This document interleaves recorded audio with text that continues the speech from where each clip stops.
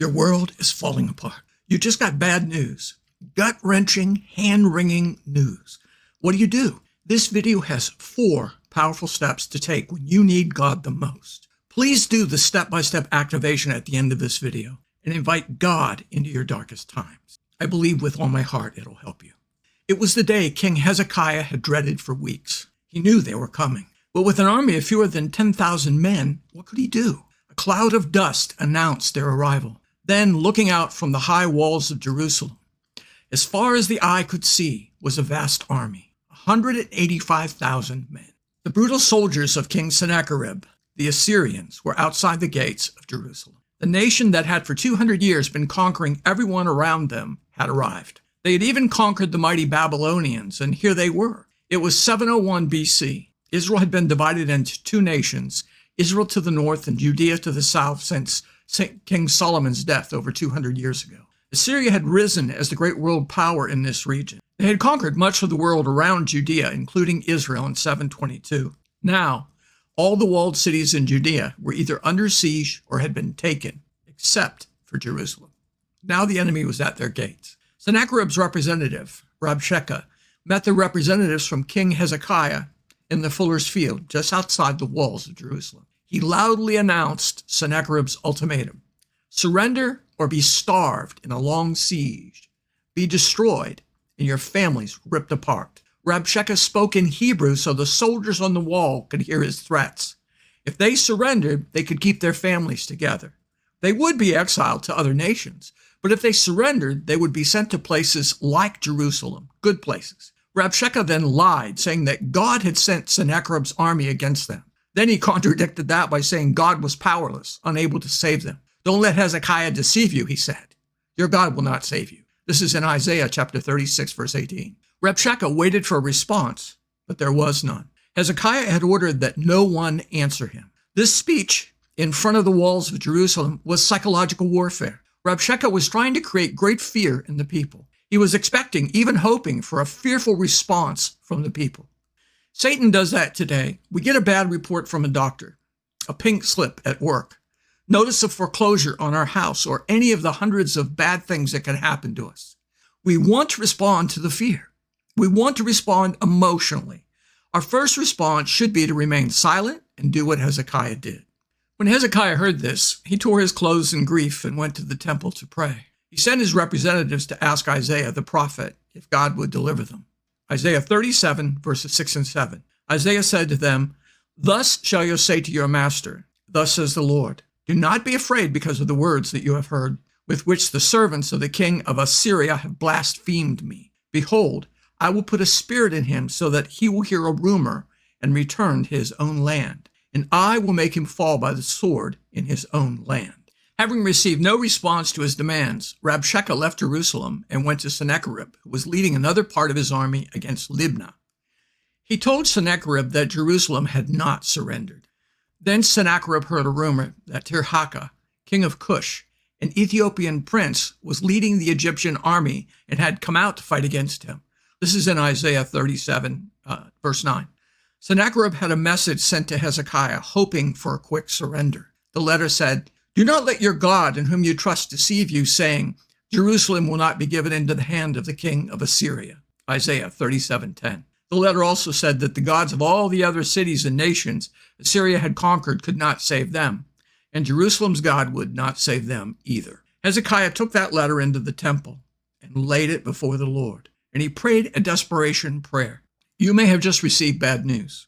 You may be desperate right now. Watch how Hezekiah prayed. This is Isaiah chapter 37, verses 14 to 16. Then Hezekiah took the letter from the hand of the messengers and read it. And he went up to the house of the Lord and spread it out before the Lord. Hezekiah prayed to the Lord, saying, "O Lord of hosts, the God of Israel, who is enthroned above the cherubim, you are the God, you alone, of all the kingdoms of the earth.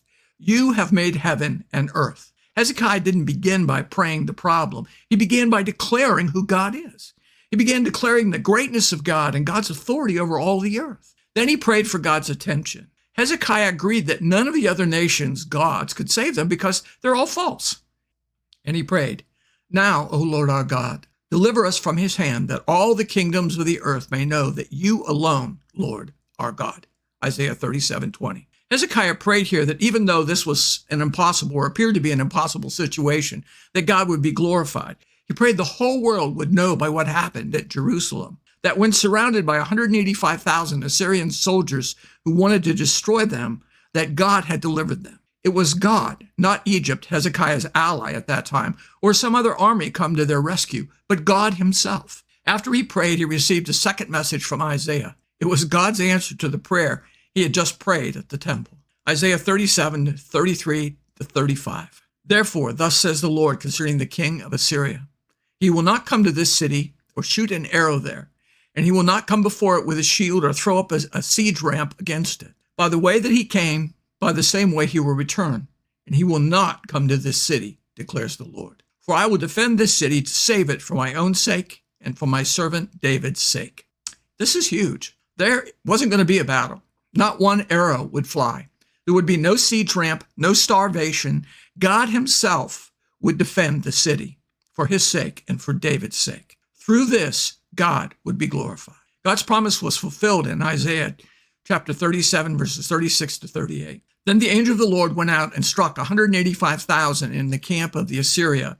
And when men arose in the morning, behold, all these men were dead. So Sennacherib, king of Assyria, departed and returned home and lived at Nineveh. It came about as he was worshiping in the house of Nisroch, his god, that Adremelech and Sharezer, his sons, killed him with the sword. And they escaped in the land of Ararat. And Esarhaddon, his son, became king in his place.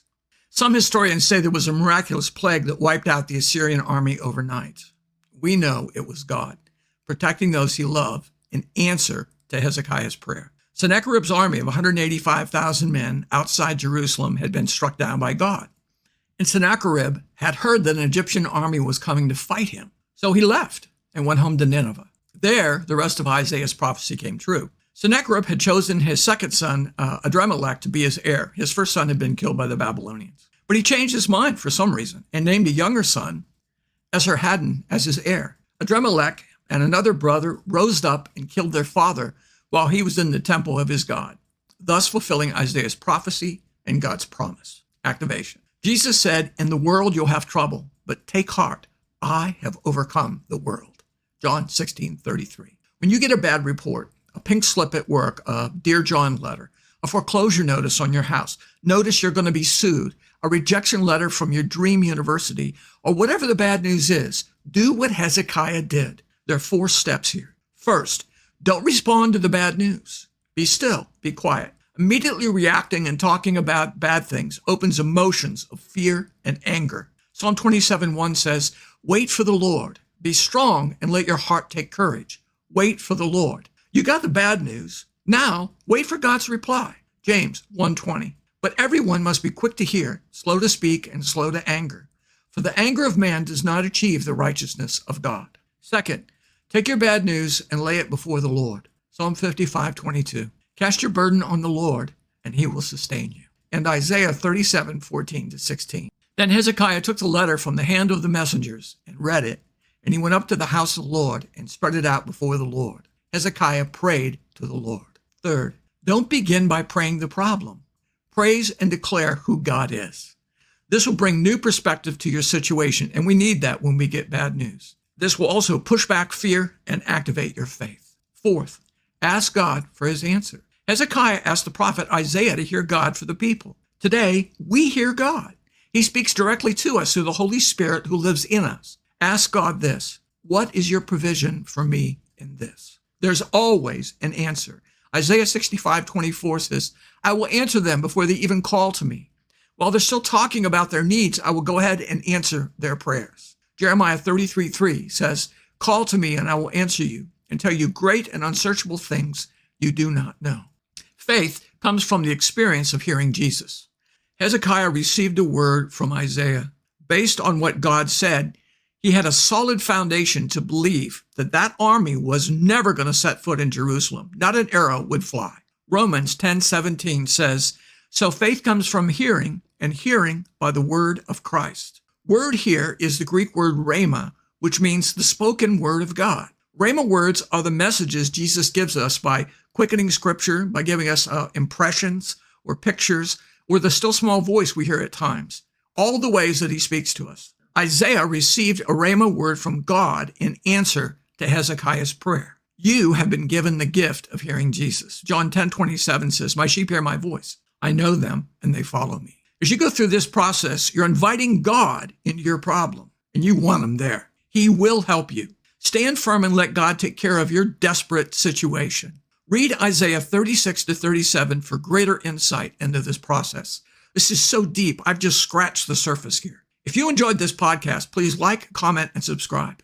Thank you for listening, and thank you for doing the activation to let God transform you into a new person by changing the way you think. Until next time.